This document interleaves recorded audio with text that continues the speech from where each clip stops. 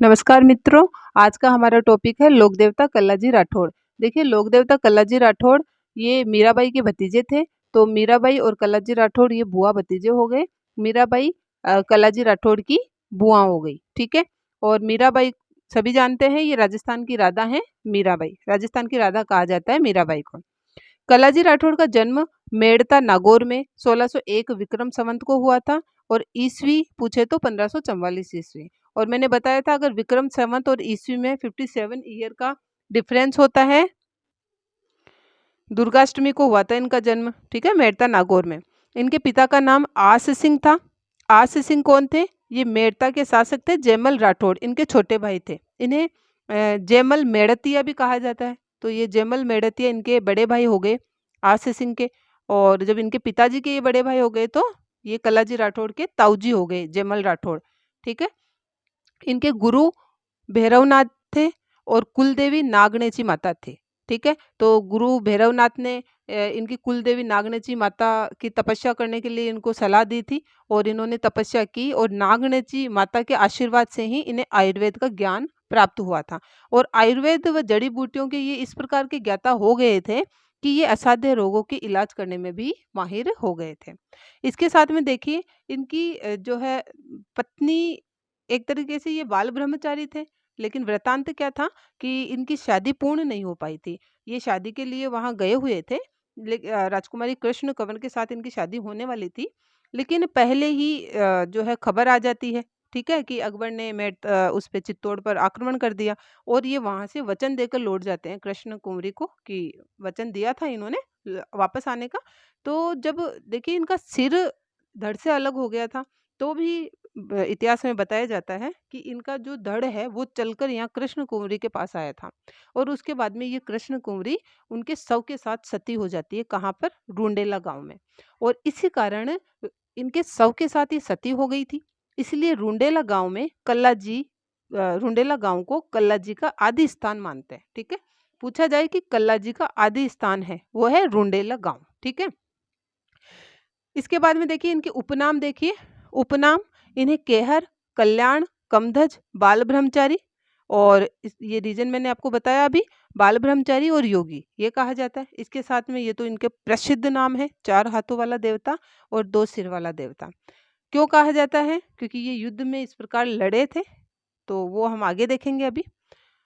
इसके बाद में देखिए 4 हाथों वाला देवता तो इनको कहा जाता है। इनको शेषनाग का अवतार माना जाता है।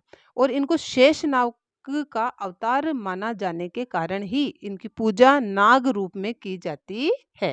किनकी? कल्ला जी की, ठीक है। इसके बाद में देखिए चित्तौड़ का तीसरा शाखा। ये मैं क्यों बता रही हूँ तीसरा शाखा? क्योंकि यहाँ जब चित्तौड़ का तीसरा शाखा हुआ था इसमें सबसे बड़ी जो भूमिका है वो कल्लाजी राठौड़ की थी। और यहीं पर ये प्रसिद्ध हुए थे 4 हाथों वाले देवता और 2 सिर वाले देवता के रूप में, ठीक है। ये अभी मैंने ये बताया इनका उपनाम था ये 4 हाथों वाला देवता और 2 सिर वाला देवता। ये हमारा टॉपिक इसमें क्लियर हो जाएगा। चित्तौड़ का तीसरा शाखा देखिए मित्रों 1568 में हुआ था। चित्तौड़ में 3 शाखा हो गए। शाखा मतलब जो पुरुष है वो केसरिया कर लेते हैं, लड़ते हुए वीर गति को प्राप्त होते हैं। और जो स्त्रियां हैं वो जौहर कर लेती हैं। इस प्रकार से इसको शाखा कहते हैं। बट मैंने ये जौहर भी लिख दिया है, आप कंफ्यूज ना होए। तो 3 शाखे या 3 जौहर हुए थे चित्तौड़ में। पहला 1303 में, दूसरा 1535 में और तीसरा 1568 में, ठीक है। पहला जो 1303 में हुआ था शाखा वो रानी पद्मिनी का जौहर हुआ था। इस समय 1535 में जो शाखा हुआ था इसमें महाराणा सांगा की पत्नी थी कर्णावती, इनका जौहर हुआ था। और 1568 में फूल कंवर का जौहर हुआ था। ये फूल कंवर अभी हम जयमल और फत्ता के बारे में पढ़ेंगे। ये जो सामंत थे फत्ता सिसोदिया, ठीक है, इनकी पत्नी थी फूल कंवर। तो 1568 में इनके नेतृत्व में जौहर होता था, सॉरी जौहर हुआ था। तो ये है 3 जौहर 3 साके। इसमें जो ये तीसरा साका है इसमें कल्लाजी राठौड़ बड़े प्रसिद्ध हुए। कैसे? अकबर ने मेवाड़ के महाराणा उदय सिंह पर आक्रमण कर दिया 1568 में, ठीक है। और उदय सिंह तो सुरक्षित स्थान पर चले गए। उदय सिंह को सुरक्षित स्थान पर पहुंचा दिया गया और चित्तौड़गढ़ दुर्ग की जो जिम्मेदारी थी वो जयमल और फत्ता को सौंप दी गई। ये वही जयमल और फत्ता है जिनकी मूर्तियां अकबर ने लगवाई थी, ठीक है। और औरंगजेब ने उन मूर्तियों को तोड़ फोड़ भी किया था। तो यही वही वीर जयमल फत्ता हैं ये। तो ये जयमल राठौड़ ये तो कलाजी के ताऊ जी, और फत्ता सिसोदिया ये सामंत थे। तो देखिए जयमल राठौड़ और फत्ता सिसोदिया ये दोनों ही दुर्ग की जिम्मेदारी इन पर थी। और यहाँ पर क्या होता है, जयमल राठौड़ के जो भतीजे शादी में से जो वापस लौटकर यहाँ आते हैं, ये जयमल राठौड़ को कंधे पर बिठाकर लड़ते हैं। बताया जाता है इतिहास में कि जयमल राठौड़ के पैर में अ, इसकी जो तीर की लग गई थी, या कई जगह मिलता है गोली की लग गई थी, तो जो भी हो वो पैर उनका घायल हो गया था। तो उस समय जो कल्लाजी राठौड़ है वो जयमल राठौड़ को कंधे पर जो है बिठाकर लड़ते हैं। अब कंधे पर बिठा के लड़ते हैं तो 2 सिर और 4 हाथ फौज को दिखाई देते हैं। इसी कारण सारी फौज में जो है ये उसी वक्त प्रसिद्ध हो गए थे कि 2 सिर और 4 हाथों वाले देवता कल्लाजी राठौड़। क्लियर? देखिए फत्ता जी सिसो जयमल और फत्ता दोनों वीर गति को प्राप्त हुए थे, बड़े बहादुरी से लड़े थे। तो ये जो फत्ता सिसोदिया है, इनकी पत्नी थी फूल कंवर। इनके नेतृत्व में यहाँ पर जौहर होता है। और ये जो चित्तौड़ का जो तीसरा जौहर हुआ, तीसरा साका हुआ, इसमें जो फूल कंवर का जौहर हुआ फत्ता सिसोदिया की पत्नी का, इसको जन जौहर भी कहा जाता है। पूछा जा सकता है कि चित्तौड़ के 3 साके हुए, उनमें से जन जौहर कौन-सा था?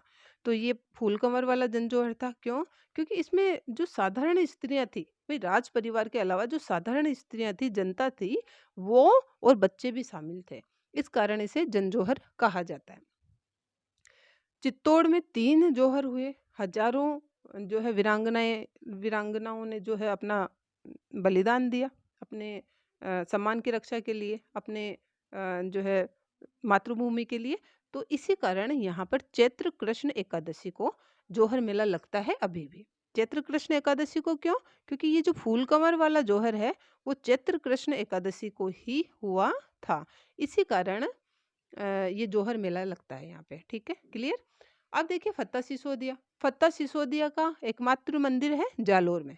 तो फत्ता जी का मंदिर साथू जालोर में पड़ता है। अब देखिए कल्लाजी राठौड़ के मंदिर। तो देखिए कल्लाजी राठौड़ का मंदिर डूंगरपुर के सामलिया में कल्लाजी राठौड़ का मंदिर है, और वहां पर इनके काले पत्थर की मूर्ति है। इसमें क्या स्पेशल है? केसर और अफीम चढ़ाते हैं भील इनके। ठीक है, डूंगरपुर के सामलिया में जो इनकी जो मूर्ति है कल्लाजी राठौड़ की, उस पर केसर और अफीम चढ़ती है। इसके अलावा यहाँ का पुजारी या जो सेवक है वो किरणधरी कहलाता है, किरणधरी। और ये जो किरणधरी है वो तलवार लेकर कुत्ता या कोई जहरीला जानवर के काटने का जहर उतारता है। ठीक है, उपचार करता है तलवार से ये किरणधरी, जो इनका सेवक होता है। इसके अलावा देखिए इनकी जो छतरी है वो चित्तौड़ दुर्ग की भैरव पोल पर बनी हुई है। जो भी वीर गति को प्राप्त होते हैं उनकी छतरी बनाई जाती है उनकी याद में। तो यहाँ पर चित्तौड़ में भैरवपोल में इनकी छतरी है। और चित्तौड़ के जो भैरवपोल में जो इनकी छतरी बनी हुई है, यहीं पर चित्तौड़ में आश्विन शुक्ल नवमी को हर साल यहाँ मेला भरता है, आश्विन शुक्ल नवमी को।